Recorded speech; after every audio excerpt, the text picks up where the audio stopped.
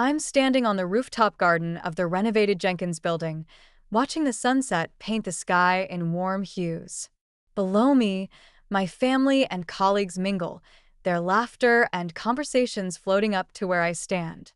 It's been 8 months since that fateful Thanksgiving, and as I look around at the people who now see and respect my choices, I find a sense of peace I've long yearned for.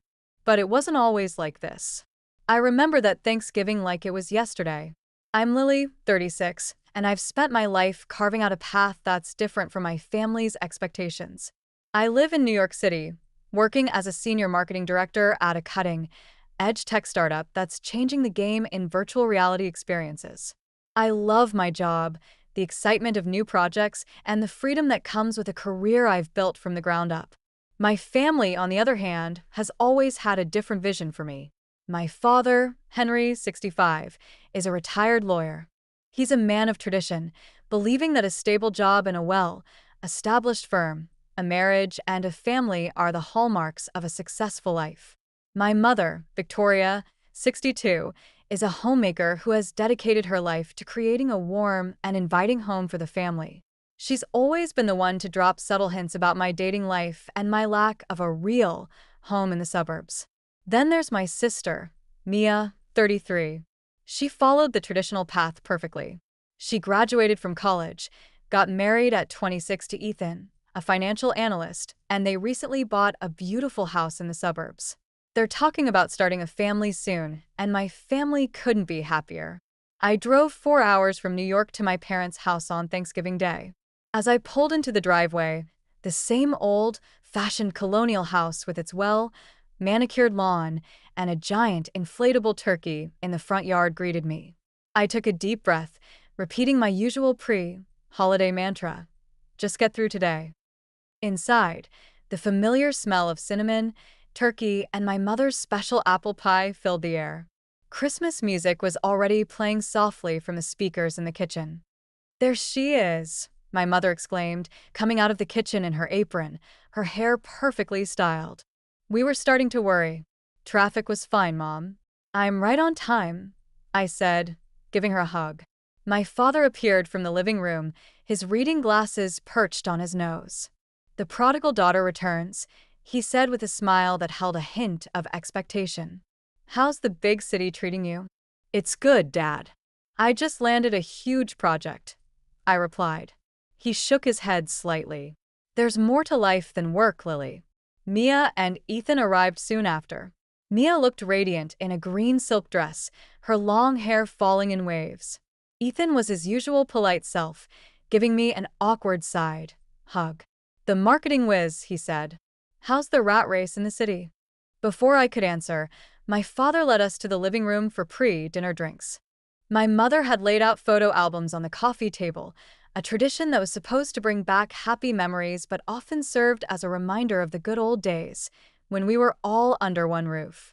"Oh, look at baby Lily in her princess costume," Mia said, flipping through the pages. "You were so cute before you got all serious." My mother passed around glasses of mulled wine. "I was looking at these last week and couldn't believe how quickly time has passed. It seems like just yesterday you girls were playing in the backyard." My father turned to me. "How's the dating scene in New York? A beautiful, successful woman like you must have men lining up." I took a long sip of wine. "I date occasionally, Dad. I'm just focused on other things right now." Mia chimed in, "Congratulations on the project, by the way. What exactly does a senior marketing director do all day?" I started explaining my role, the new virtual reality campaign I was working on, and the team I managed. But I could see their eyes glazing over. My father checked his watch, and my mother disappeared into the kitchen. Ethan nodded politely, but clearly had other things on his mind. Dinner was served in the dining room, the table set with my grandmother's fine china and crystal glasses. The turkey sat in the center, surrounded by all the traditional Thanksgiving dishes. We took our seats, my father at the head, my mother at the foot, Mia and Ethan on one side, and me alone on the other. The empty chair beside me seemed to scream my singleness. After my father said grace, we started passing the dishes around. My mother then said, "Tell Lily about the house, Mia." Mia's face lit up. Oh my God, Lily, it's amazing. 5 bedrooms, 4 bathrooms in a beautiful neighborhood. There's a huge backyard where we can have barbecues, and the kitchen has all the latest appliances. Ethan's turning the basement into a home office. Ethan added, "We're closing next month." Mia's already picked out all the paint colors. My mother practically beamed. And they're thinking about starting a family soon. The blue bedroom would make a perfect nursery. My father raised his glass. Here's to Mia and Ethan taking the next step in building their lives together. We all clinked glasses. I took a large sip of wine. Mia then turned to me. What about you, Lily? Any thoughts about buying a place?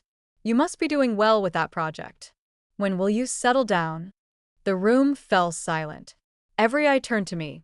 Heat crept up my neck and my stomach dropped. I could feel years of pent-up frustration rising to the surface. I forced a light laugh and reached for my wine glass. Oh, you know me. I'm still enjoying city life too much to think about settling down in the suburbs. This wine is delicious, Mom. But the conversation kept circling back to my lack of a settled life. My mother said, "Your father and I were talking about how quiet the house is now. All these bedrooms are empty, except when you girls visit." My father added, "This house was meant for a big family, for grandchildren running around." Mia said cheerfully, "Once we're settled in the new house, we're definitely going to start trying for a baby. Ethan's company has a great maternity and paternity leave policy." As they talked about their future family plans, I felt like my achievements in the city meant nothing. I had just secured a multi-million-dollar project that was going to put our startup on the map, but here, in this dining room, all that mattered was marriage and children. I excused myself and went upstairs to the bathroom I used to share with Mia. I splashed cold water on my face and stared at my reflection. Professional, accomplished, but alone. My phone buzzed in my pocket. It was a text from Ava, my colleague and best friend in New York. "Hope the family inquisition isn't too brutal. Just FYI, the client loved your pitch and is increasing the budget by 60%. You're a rock star. Drinks to celebrate when you're back." I smiled at the message, a small reminder of the world I had built for myself. With a deep breath, I composed myself and went back downstairs. After dessert, we moved to the living room for our family's Thanksgiving tradition of sharing what we were grateful for. My father went first. "This year, I'm grateful for my retirement and the time I get to spend with your mother.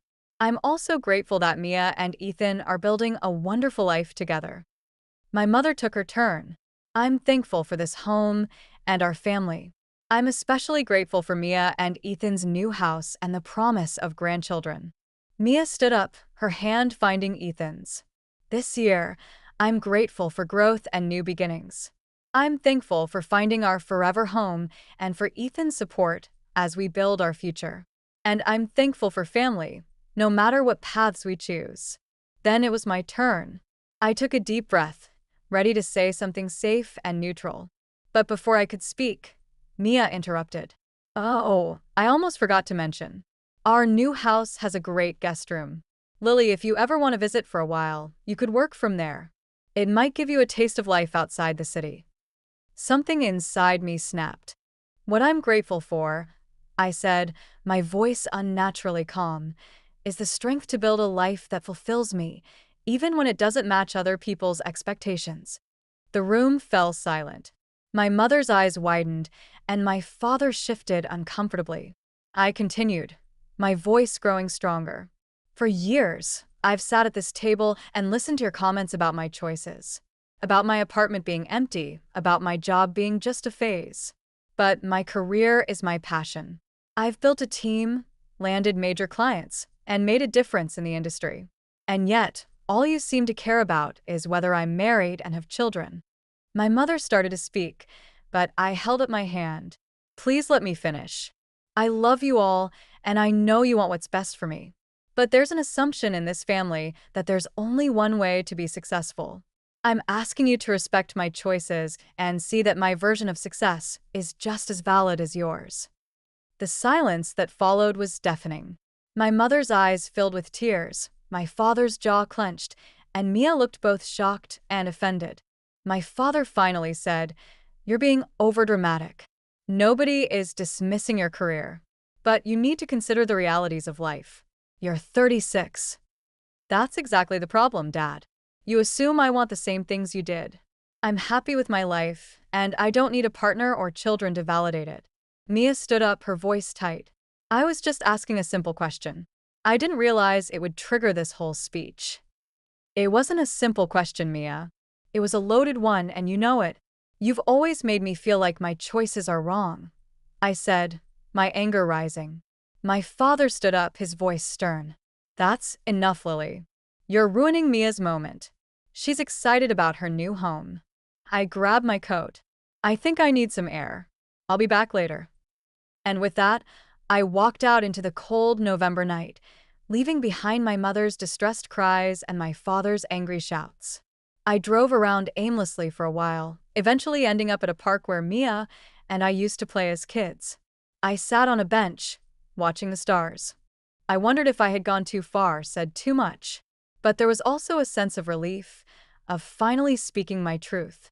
My phone rang. It was Ava. "What happened?" she asked.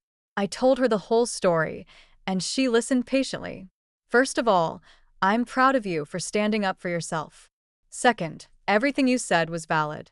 They just can't see what you've built because it doesn't fit their idea of success." As we talked, I thought about the pivotal moments in my career. The first time I led a successful campaign, the time I presented to a global audience and got a standing ovation, and the countless late night hours I spent perfecting my projects. Ava said, "You're not just defending your choices. You're showing them that there are other ways to live a fulfilling life. Maybe this will open their eyes for future generations." The thought was both empowering and sobering. After we hung up, I sat there for a long time, thinking about my life. Yes, there were moments of loneliness, but there were also the joys of freedom, of creating something meaningful on my own terms. I decided to go back home. I knew it wouldn't be easy, but I was determined to have a real conversation with my family. When I got back, my family was still in the living room, their faces tense. "I'm sorry for leaving like that," I said, sitting down. I needed some space to collect my thoughts. My father cleared his throat.